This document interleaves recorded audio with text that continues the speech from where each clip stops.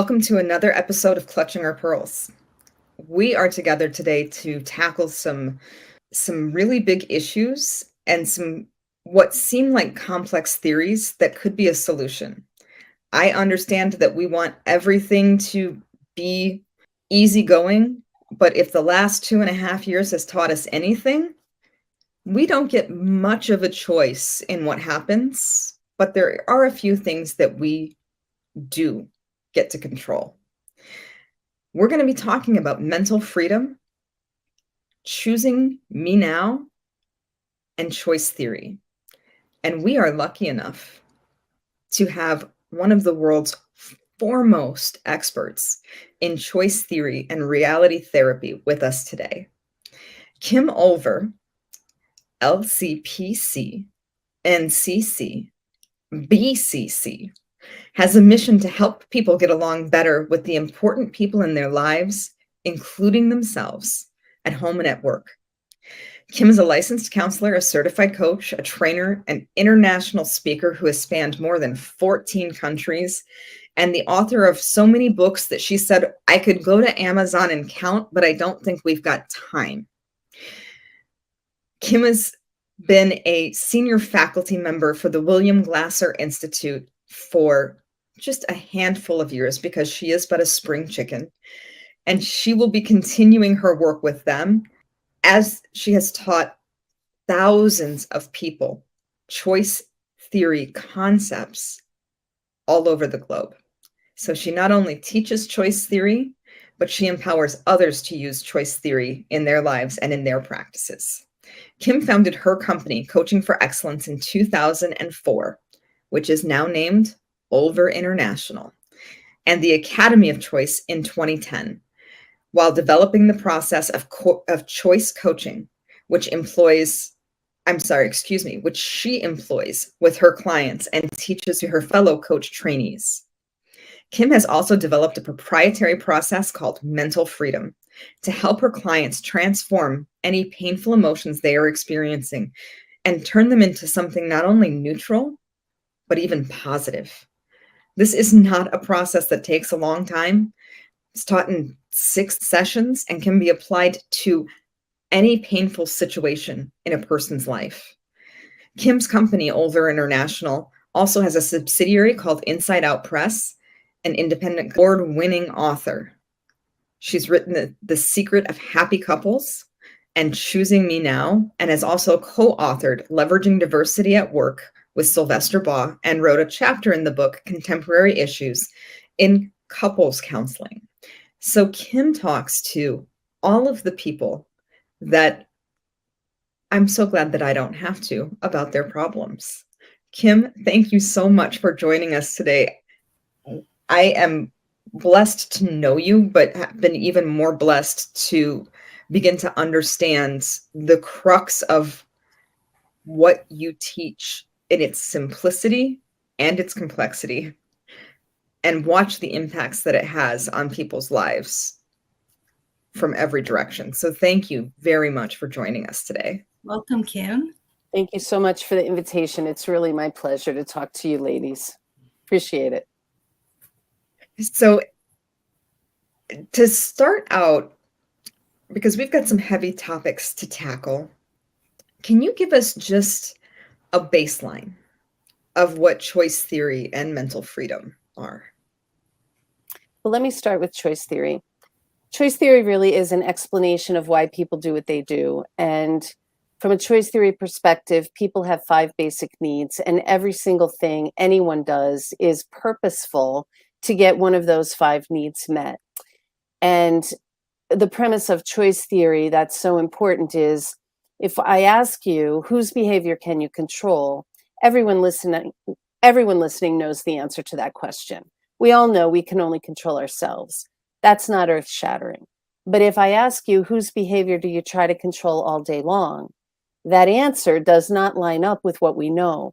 So we're spending a lot of time banging our head against a brick wall trying to do something that we can't do. And it's very frustrating. So choice theory will help you understand that process, will help you see what's happening, will help you understand why people do what they do so that we're not always taking those things personally.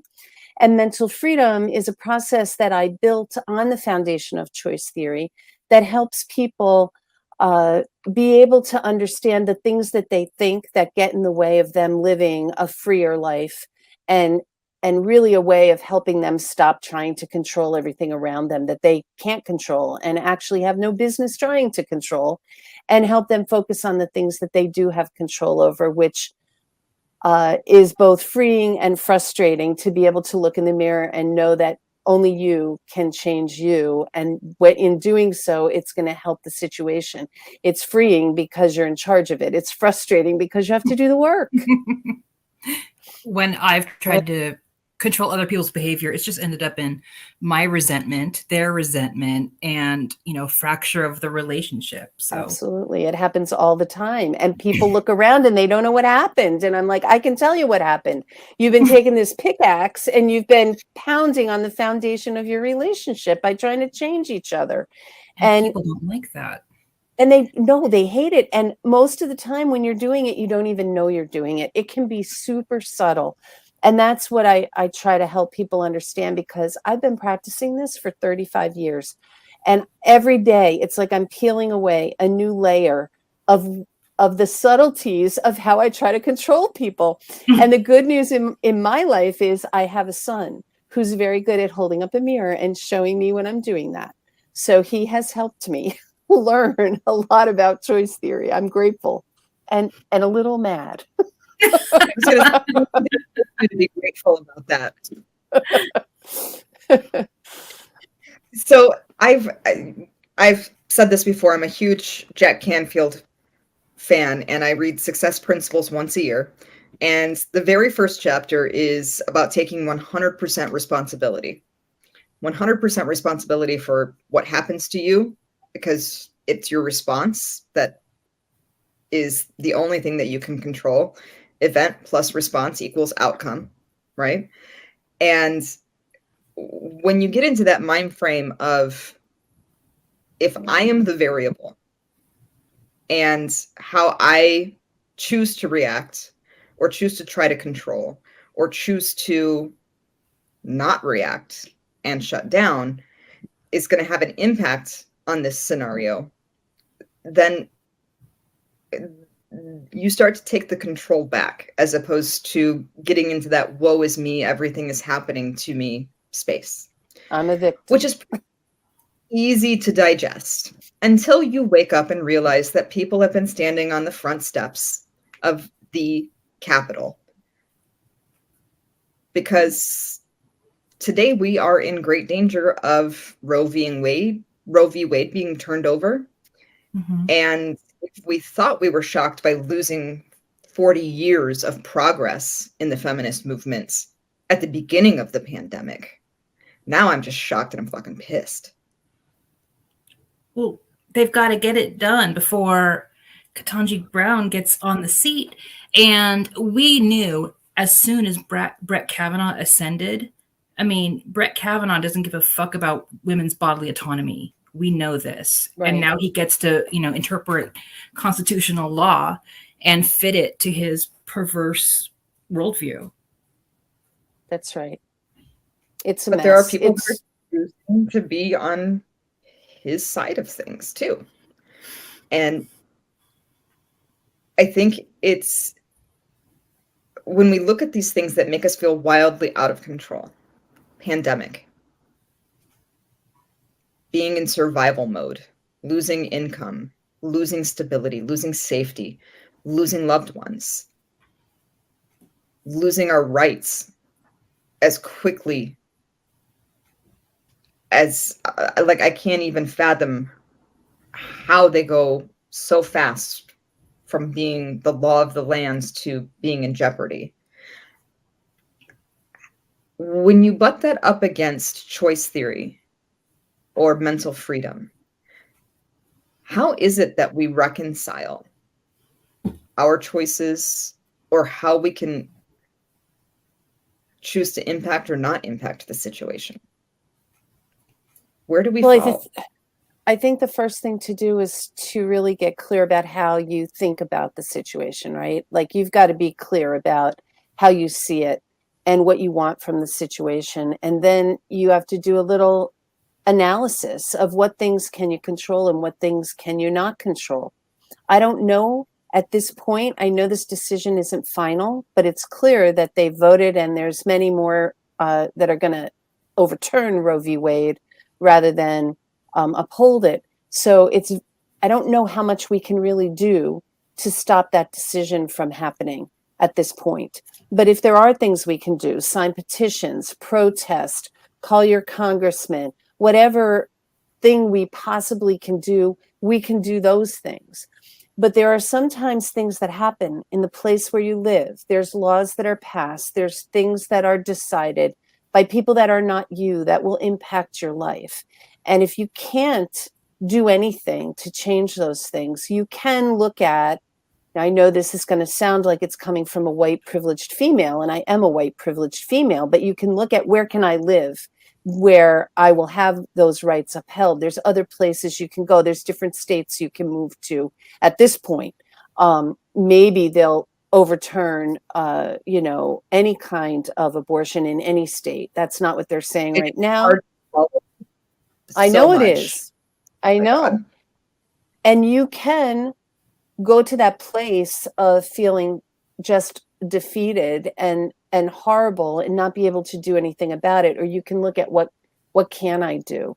And sometimes, just because choice theory will tell us there's always a choice, it doesn't mean they're good choices. So, you may have to decide to, like women did in the 60s, women went to illegal doctors who would perform these surgeries because they knew there was a terrible need for that. Or women would take matters into their own hands and they would do it themselves, and women died. It was horrific. I'm old enough to remember how it was before Roe versus Wade, and to think that we may be going back to that kind of an existence is really, it's just sickening to me. And I mean, I'm certainly over the age where Roe versus Wade is going to affect me personally, but I have 5 grandchildren, the oldest of which is 14. And I did a lot of work for a foster care agency and child welfare back in the 80s and 90s. And I happen to know the statistic that in this country, 1 in 3 females will be sexually molested by the time she turns 18. 1 in 3. So I don't want to be a part of making it impossible for a child who's been molested, raped, impregnated by someone she did not invite to touch her body, to then have to give birth to that rapist baby, is just outrageous to me. But I can't let that, I could let that outrage just eat me alive and turn me into a bitter, miserable victim, but I won't allow that to happen. I need to look at the situation for myself and decide, what can I do? What am I willing to do? What will I do? And then take the steps that I know I can take. And I would say one of the biggest things all of us can do is to vote in the 2022 midterms and the 2024 election. We've got to vote, and we've got to get people in place who understand what's happening. From the vast majority of Americans, the polling shows 70% of Americans are in favor of Roe versus Wade. It's 30% who are vocal and are getting this attention. So if we become more vocal than they, maybe it could change the course of history. I don't know. But if we vote and we do what we need to do over time, we may end up with the people in place who can put this to right again. A lot of my friend Wanda Williams would say, vote in your local elections, because those are also the people who enforce how these laws are carried out. Absolutely. Every election, local, city, county, state, all of it, all the time, and hold them accountable. There are places where, I talked about my previous marriage with I can never say Okerbefall, but my current marriage, there's places that we can't safely travel in the United States because they have panic laws where if, he gets harmed, he can be refused medical attention because he's trans, and so Also get educated about your own state. Look up, does your state have gay panic laws still, where you can be afraid that somebody's gay and murder them, and that's a legit excuse in the court of law. Look up if your state has trans panic laws, that people, if he gets in a car accident, and breaks his, trans femur, they won't take care of him, and he could just die on the street. So get educated about how marginalized people in your state are, what are those laws? And then you can make really informed choices. That's right. So we can choose to be educated. We can choose to be vocal. We can choose to vote. When you're in a position, and I know, Kim, you and I have both been through the position of losing our partners, which has to be the most disempowering place one can ever find themselves. You had 2 young sons at the time. Is that right? Yeah. What does it take to connect to that part of yourself where you can remember that you've got choices? How do you reorient to that? Well, a lot of it is through practice. It's like anything. You have to practice that really it's thinking. Practice the way that choice theory helps us to think. Learn the principles of mental freedom so that you can take those moments where you don't feel like you have choice and focus on the places where you do. And so practicing, it's not like you'll learn these 6 lessons. Yes, I can teach it to you in 6, but it's going to matter how you apply it and how often you use it to see how much good it's going to do for you. Even, I'll just give you one lesson from mental freedom that applies to our situation. We both lost our husbands, our partners. We didn't get to choose that, right? I mean, you'd say take 100% responsibility for your life. I don't know if I manifested that in my life, but I don't believe that I had anything to do with my husband dying, right? So my husband died, and that sucked. It absolutely sucked. He was 37 years old. Our children were 13 and 15. There was not a damn thing I could do about that. But what I could do is try to make some meaning out of that for myself and for my children, and find, I call it the glow. And the glow is super important because in all of the painful experiences we have, I think of it like a coin, right? Our brains are hardwired for negativity. So we can see the victim role. We can see how this has disempowered us. We can see how it takes away our choices. We can see all the pain. That's on, say, the head side of the coin. It's bright and clear. And when we're in it, all we can see is the head of the coin. We don't even know we can turn it over and look at the other side. But there's always another side. So just like the periodic table of elements that has equal positive and negative value for every element, so our painful experiences have equal value in positivity when we're ready to find it.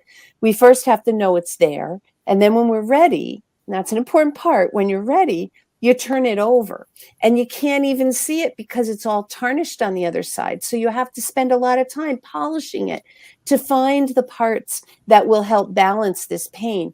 And it takes some time because it's not like one thing is going to do it. But initially, I found 2 things that were helpful for both me and my kids. One was that we had the opportunity to say goodbye. Not everybody gets that opportunity. So we knew that our relationships were going to be in good order when my husband died. It wasn't like the last thing I said was, I hate you, or can you pick up milk at the store on the way home, right? You don't want that to be the last thing you say to a loved one. And then the other thing was my husband's work was connected to the chemical benzene. He was a car mechanic, and that was the chemical that they suspected was a culprit in his particular type of leukemia. So he stopped working, and he was pretty much a workaholic. We didn't see much of him. But he stopped working, and he had 4 years of being my son's coach on wrestling, baseball, soccer. He didn't know a thing about baseball and soccer, but he coached them, and he taught them how to hunt and how to fish. And we took a trip to Disney World. And I can tell you, if my husband had been healthy and lived to be 100, none of that would have happened. And since then, there's a million other things. I would never have developed mental freedom. I wouldn't be talking to you on this podcast now. There's so many things that came from that have balanced the pain. We don't get to choose the painful side. We don't get to choose the things that happen to us. All we can do is make meaning of them so that they don't hold us hostage. And that's something that I think everybody can benefit from. And that's a part of mental freedom, is learning how to do that. Wow, I kind of just had a feeling in my chest of just like one more link just unfastening from around my heart. Good. Susie, you're gonna have to take this one. I need an emotional mo. I get really stuck in the negative side, and I get really like aimlessly philosophical about it, where I'll say, bad things don't have an inherent meaning. I don't believe that there's a cosmic plan that involves human suffering. I don't believe all of those things. And so, but when I was listening to you, I'm like, no, we humans assign meaning because that's how we connect and move forward and link up, like Marie said. And so I feel like, oh, cool, knock it off, Susie. It's like, because I can be like, oh, the meaning isn't there, but we, the humans, assign the meaning that we need to move past, to grow. We do. It doesn't have to be cosmic, but the people who have that cosmic meaning, they'll pull that in. But it doesn't have to be cosmic meaning. I mean, I think about, we raised money, we did fundraisers to add people to the bone marrow donor list. We added 350 names to the donor list for bone marrow. It cost $100 at the time to be on the bone marrow donor list. And we put 350 new names on that list. So that's miraculous. A tremendous accomplishment. Yeah, and it wouldn't have happened if my husband wasn't sick. Now, that doesn't mean if I could choose it, I wouldn't choose to have my husband back, right? But I don't get to choose that. So now I have to find, how did this help me? How was this a good thing? Not that ever I would say my husband dying was a good thing, but there were positive things that came from that. The best man at our wedding came to me after my husband died to tell me he was gay. And he felt he couldn't come out of the closet because he and my husband were wrestling partners. They rolled around on a wrestling mat together. They showered together. And my husband would have freaked out about that. So when my husband died, this man could suddenly live. It was just amazing, the things that happened. So because of this is a meaning that I've ascribed because I am a cult survivor who was born in a cult. I didn't choose it. Right. But because I can fight, because I've healed enough to fight, I can now go to law school to take that fight for other people who are stuck, for people who've been harmed and traumatized, and, against people who've perpetrated this abuse. Absolutely. And that reminds me that I didn't tell you what GLOW stands for, because it's the O in GLOW. It's the O in GLOW, what you just said. So GLOW stands for gifts, lessons, opportunities. And I always say, whether you take this opportunity or not, when you heal from a trauma, you have the opportunity to reach behind you and grab the hand of someone else who's going through a similar thing and help them through that trauma. And you are going to do that in a major way. So that is huge. And in the same way that I work with people who are going through grief and loss, because I know grief and loss very intimately, and I'm on the other side of it. So I'm happy to first show you that it's possible and then help you step by step go through that. And then the W is wisdom. How has it changed me? And what do I know now that I didn't know then that's going to equip me to live the rest of my life? I think there's tremendous healing in being who you needed when you were there. It's like when I experienced this trauma, I figured this out, but I noticed this vacuum in experience. And it's like, I want to, I think that's so powerful and so beautiful. And I think so much healing lies in that space. Absolutely. And Absolutely. So when we talk about healing, choice theory is very much about, I can control this. I can control me, right? And that's where I've got to start. Is there a place where choice theory or mental freedom allows for collective healing or collective forward motion. Well, absolutely. I mean, we talk about, Glasser wrote a book about, I love the title of this book. It's called Warning, Psychiatry Can Be Hazardous to Your Mental Health. And he recommends choice theory focus groups where people with similar issues get together and study choice theory and really help each other apply it in their life. So he was talking about people with mental health diagnoses. I mean, the general understanding and common wisdom is that mental health diagnoses are actually medical diseases.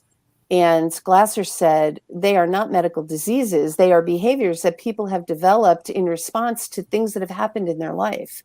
So if you start looking to them as compensatory behaviors, and I call them superpowers, because this is a superpower that helped you stay safe and helped get you through some really hard stuff. You don't need a pill to fix that. You need first understanding, and then appreciation, and then a decision about whether you want to learn some additional skills that might be healthier for you in your current state, where this worked really well for you during the time.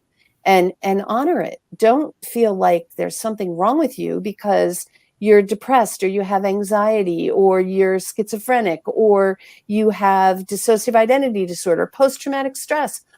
You'll never hear me say post-traumatic stress disorder because I think that's ridiculous. If you've been through something and you don't have post-traumatic stress, I'm going to be really worried about you. Of course you have post-traumatic stress. Think about what you went through. Now, post-traumatic stress is designed to help you, and it does help and serve people until it doesn't. And then when it stops serving you, you may want to find some other behaviors that'll help you deal with what happened to you so you can let go of those trauma responses that can be so problematic as you're trying to live your life. Yeah, and I think that's a hard one to confront because after Jim passed, I had dissociative panic attacks. I still suffer from post-traumatic stress. I know I do, and it is devastating. And when you've been to war, when you've been through the kind of hell that people should not live, there are guardians that show up to deal with what's in front of you. And those guardians continue to show up because it is their job to protect you. And it's got to be a little jarring for people to hear that there's an opportunity to remove that from a disorder, right? Whether it's dissociating, and I mean, I would find myself in vestibules of apartments on my way to work because I was walking the same path that we walked every day, not knowing who I was or where I was until I could come back in. And that didn't feel like something I had control over. And at that time, I was not ready to introduce anything new into that situation because I still needed my guardians because I was not okay. Right. When you are, I mean, we can kind of bundle this in when you're dealing with somebody who has been to war or who has been molested or taken advantage of, or who has been told that her body is not her own and her choices are not her own. How do you bring them through to a place of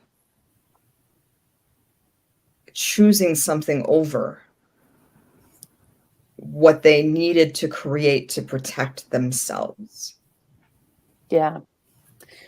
Well, it's not like I can say one way with all people, right? There's different paths with different people, but I think the first thing is one of the reasons I wrote the book Choosing Me Now, because it's about recognizing that you are a human with value and that you deserve not only to live, you deserve to thrive, to be happy, to love yourself. And for someone who's been abused, it's really hard for them to love themselves. First of all, they don't even know themselves. And then to say, well, you should love yourself. Well, why should they love themselves when everybody that they've known have taken advantage of them? It's just such a contradiction. So Choosing Me Now is my way of helping people go through a process of actually building a healthy, loving relationship with themselves so that they can see themselves as a person who's worthy of doing the work to actually feel okay, because they feel like they're hopeless, helpless, worthless, which is exactly what their abuser wanted them to feel so that they would have power and control over them. So helping people understand, my belief is that if you're here on the planet and you're breathing, you have value and worth. There's a reason you're here. And so then it's getting in touch with, why am I here? What am I supposed to do while I'm here? What value do I have? What are the things that I care about? And finding a way to connect back inside with yourself, because you have a self and it's in there. You may have pushed it in and built tons of walls around it, but it's still in there. And if we can get you in a safe environment where you can start to explore and create that loving relationship with yourself, then you can claim what is rightfully yours. And that is really your peace of mind and your mental freedom. You deserve those things. And I think about Monica Cora. She wrote a book, and I can't think of the name of it, but she was a student that got a scholarship. She lived in Norway, and she got a scholarship to Texas University for track. She ran track, very athletic girl, and she was beautiful, blonde, Scandinavian, gorgeous girl. And one day she was picked up off the street in a van by 3 men who gang raped her all night, left her for dead alongside the road. Well, she didn't die. She lived. And on the way to the hospital in the police car, she said to herself in that moment, I am not going to let this change me. I am not going to let this overtake me. I will not be a victim. And she fought hard, but she already had that value and worth, right? She already knew she had value and worth. This was one incident. It wasn't a lifetime of abuse. So it takes a little longer with people who actually have believed the lies that their perpetrator has told them. And you know how you said Jack Canfield's first chapter is about responsibility. And my first piece of mental freedom, lesson 1, is about responsibility versus responsibility. And too often we take responsibility for things that are not ours. And victims almost always take responsibility for the abuse, like it's their fault. And it's not their fault. And they have to learn that the fault lies with the person who committed the act, not you. And so when we distance ourselves from things that aren't our responsibility, and we take responsibility for what is ours, which is our healing, is our responsibility, then that can be a better path for them. And if they believe it, and sometimes you have to believe it until they believe it. Like, I feel like that's my job. I believe in you until you learn to believe in yourself. So you trust me, you can see my belief in you and hold on to that, and until you can know it for yourself. And that's, I think there's a lot to unpack in there, because yes, there are so many places that people come from that are so extraordinarily abusive, and there are places that become instantly abusive, and there are places that become slowly abusive. And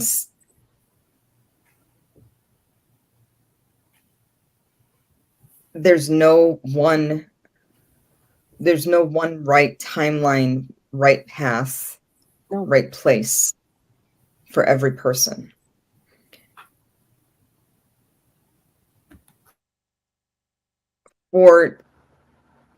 For those of us that are looking through the lens of,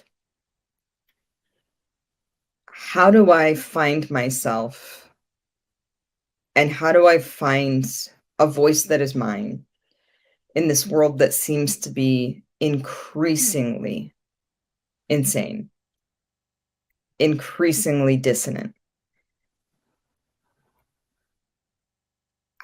Where do we begin to anchor? And actually, you know what, before we go there, what, in your opinion, what is it about, like, what is the reason or the motivation for others to need to suppress different parts of the society or to make decisions about how people should live, be, or act in any given way? Again, it's not just one answer, right? There are some people who genuinely believe they are on the moral high ground and that they're saving people from themselves. People are sinning and they're going to go to hell and they're saving people. There is that group of people who really believe that they're doing the right thing. And then I would say the vast majority are looking, I think they operate out of fear, because if they were to allow people, one big part of choice theory is acceptance, and it's about accepting people. In fact, we've adjusted the serenity prayer from God grant me the serenity to accept the things I cannot change, courage to change the things I can, and the wisdom to know the difference. We like that, we believe that, but we have changed it, modified it to God grant me the serenity to accept the people I cannot change, which is every damn body, right? So God grant me the serenity to accept the people I cannot change, courage to change the one I can, and the wisdom to know that person is me. And the people who can't do that are people who are afraid to look in the mirror and make the changes that they need to make.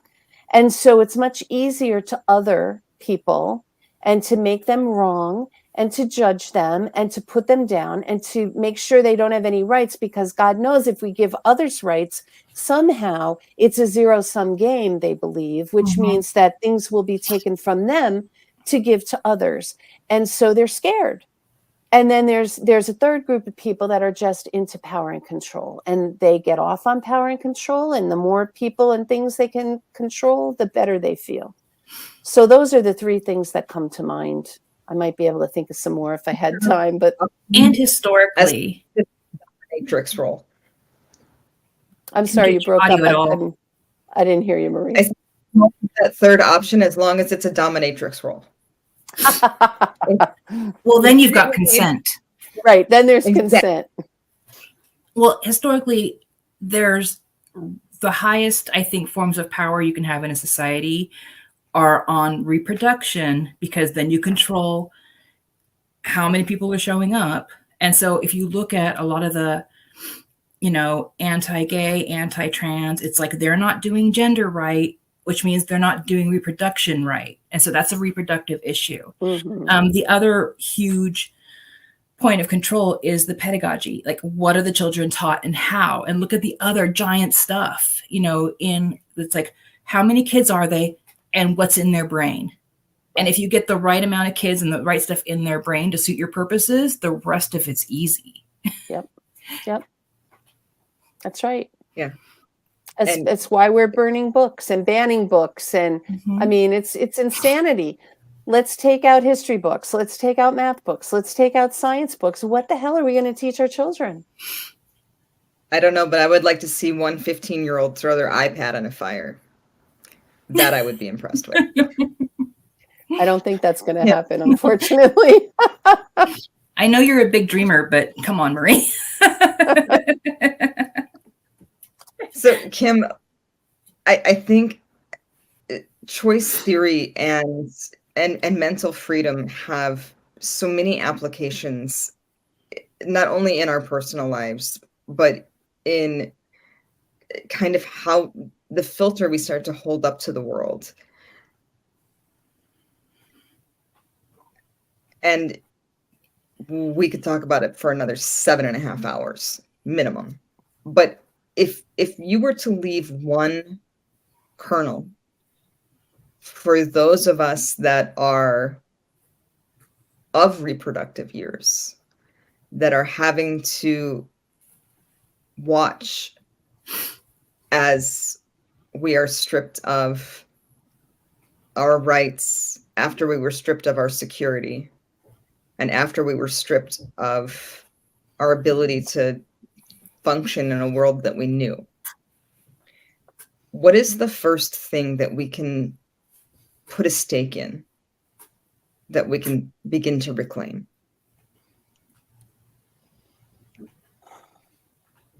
Well, that's a good question. And what comes to my mind is we can put a stake in who we choose to have sexual relationships with. But sometimes that choice is taken away from us. So that's not even something that we can hold on to.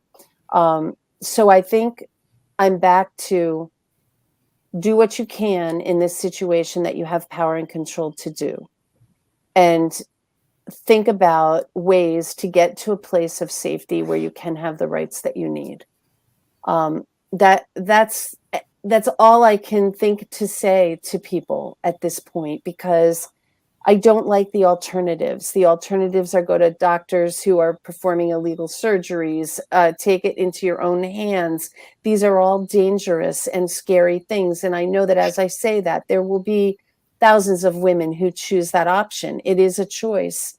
I'm scared for you if that's your best choice. It worries me. Abortion is the safe choice. It is. It is the safe medical procedure. And so by banning the safe choice, what are we left with? That's right. It's right. You know, And everybody needs to read Liz Estrada, because all the women go on a sex strike because the men kept going to war in ancient Greece, and then they come home every weekend and be with their wives and go back to war on Monday like it was a job. And so in Liz Estrada, they put on a sex strike until they ended all the wars and got home. Worked great. Well, I'm in favor.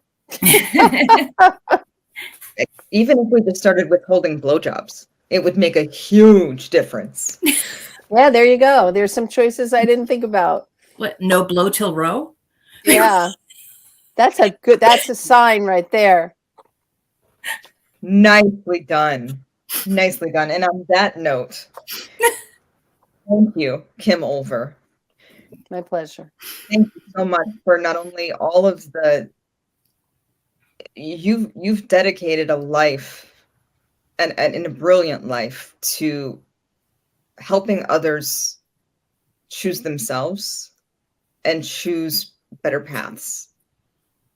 And I've seen you do it selflessly and what seems to be effortlessly, which I know is not true. And I think there is so much that we can glean from even just getting an introduction to what that kind of power is. Because I think in each of us, we all deserve power. We don't need to be empowered. We don't need to wait for power to come to us. We all deserve to have power. But if we don't have power over ourselves and over our choices, and the only power that we can wield is against other people and their choices, then we don't truly have anything. That sounded way more churchy than I wanted it to. But in each of us, there is that opportunity to seize the moment, to take back the power that we once had, that we believed we should always have, or that we've never had, and that it's time to embrace. And at Clutching Our Pearls and Forward Revolution,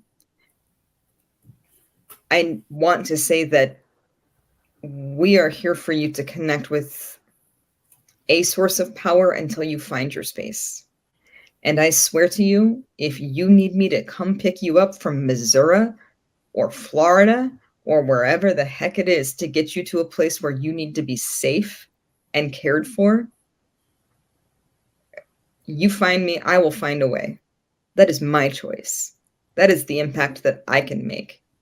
If it's a weekend road trip, I don't care. gas is a little high, but I don't care. I choose to be here for every woman. I hope that you choose to be here for each other.